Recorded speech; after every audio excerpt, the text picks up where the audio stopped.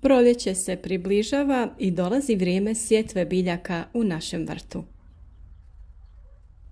Neke biljke su već za berbu, a neke ćemo sada tek posaditi. A za što lakše i brže sijanje i sadnju pripremamo različite alate. Od velike su nam pomoći alati pomoću kojih bušimo i pripremamo rupe za sadnju biljaka. Zbog velikog interesa i puno pitanja o načinu izrade ovih alata, odlučili smo napraviti video i pokazati kako najlakše napraviti alat za sadnju biljaka.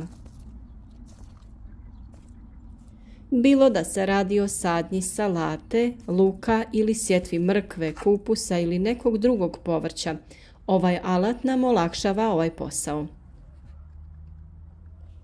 Pored toga što nam olakšava sadnju, alat je dosta precizan i omogućuje ravnomjerno pozicioniranje biljaka u gredici.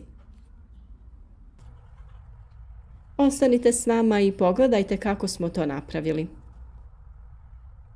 Za podršku našem radu označite video sa like, a ispod videa napišite komentar podrške ili ukoliko budete imali pitanja vezano za sadnju ili općenito za uzgoj voća ili povrća, pišite nam.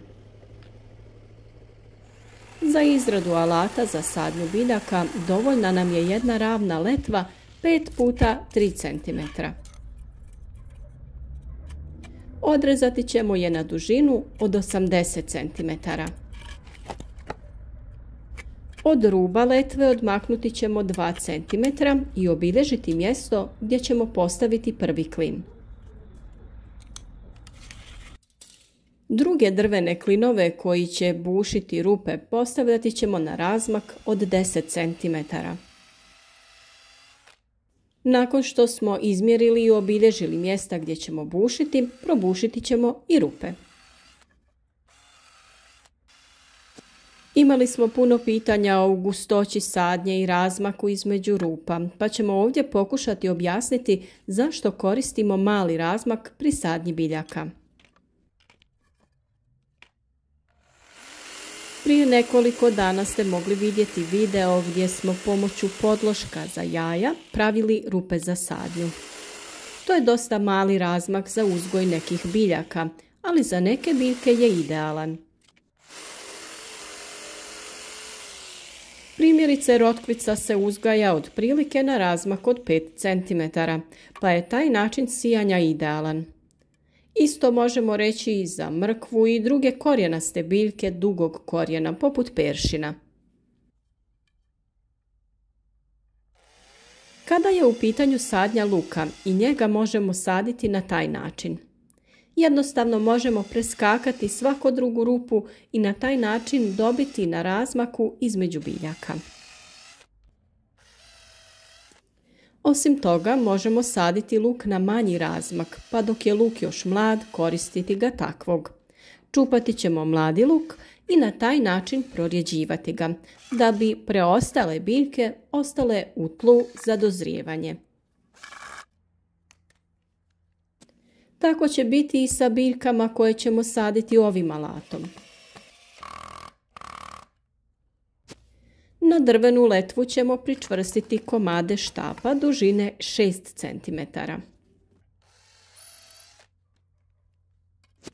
Ova dužina nam se čini optimalna jer na tu dubinu možemo ubaciti i sadnice biljaka koje uzgajamo u plastičnim kontejnerima.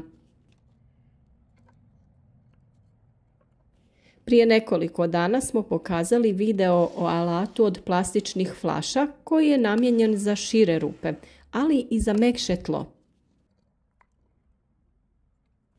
Mnogi su se žalili na tvrdo tlo, ali sa ovakvim alatom sadnja u nešto tvrđe tlo neće biti problem. Kada pričvrstimo drvene štapiće, ostaje nam još samo da pričvrstimo dršku na alat i možemo krenuti na posao.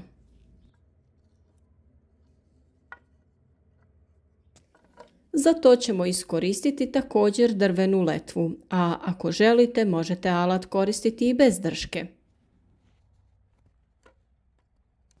Za pričvršćivanje koristimo obične vijke za drvo, a od materijala uvijek gledamo da iskoristimo materijal koji je već bio namijenjen za nešto drugo. Budite kreativni, iskoristite bilo što više ne služi svrsi, možda neku staru dršku od metle. Važno je da se ovako nekim jednostavnim alatom olakša rad i ubrza proces sadnje. Alat je spreman i idemo u vrt da ga probamo. Vjerujem da će nam odlično poslužiti za sjetvu i sadnju različitih biljaka. Ostalo nam je nešto mjesta u novim podignutim gredicama, pa ćemo ga popuniti. U našem led klijalištu pripremili smo sadnice raznog povrća. Salatu smo sijali u plastične kontejnere i sada je spremna za sadnju. Napraviti ćemo rupe u nekoliko redova, a koristiti ćemo razmak od oko 10 cm. Na ovaj način dobivati ćemo isti razmak između biljaka.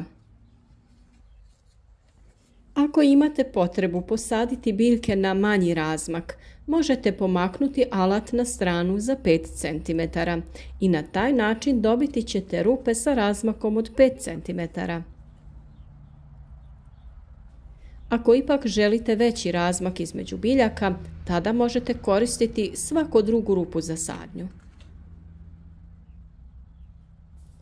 To je upravo i naš način uzgoja salate i luka. Ove dvije biljke često sadimo u istoj gredici naizmjenično, tako da puštamo salatu da se razvija do svoje zrelosti, da bi nakon berbe i uklanjanja salate luk ostao sam na dobrom razmaku i tu dočekao zrelost. Posaditi ćemo salatu u svaku drugu rupu, a u rupe između salate ubaciti ćemo luk. Na ovaj način salata će svojim rastom i razvojem održavati umjerenu vlažnost tla i čuvati vlagu oko luka. Tako neće dolaziti do isušivanja zemljišta, te će biljke zajedno mnogo bolje napredovati. A ukoliko salatu budete redovno brali, opet luku ostavljate dovoljno prostora da bude krupan i da se nesmetano razvija. Kombiniranjem povrća koje dozrijeva u različito vrijeme ostvarujete kvalitetno iskorištavanje zemljišta. Na isti način možete u redove između luka sijeti i mrkvu. Ona i luk su savršena kombinacija jer jedno drugom pružaju zaštitu od štetnika. Rotkvica je također dobar izbor jer brzo dostiže zrelost i vadi se iz zemlje, tako da luk i dalje ima dovoljno mjesta. Uzgoj luka i salate u blizini je dobar i zbog iskorištavanja hranjiva iz tla. Naime, salata za razliku od luka troši više azota za razvoj svoje zelene mase, dok luk više iz tla crpi fosfor i kalij za razvoj lijepih glavica. Najbolje je za sjetvu luka upotrijebiti srednje krupne lučice. Sitnije lučice će dati manje glavice, a one krupne češće formiraju cvijet. O načinu dezinfekcije lučica luka prije sadnje smo već govorili, pa potražite taj video i odradite ovaj važan dio pripreme kako bi zaštitili biljke od oboljenja i štetnika.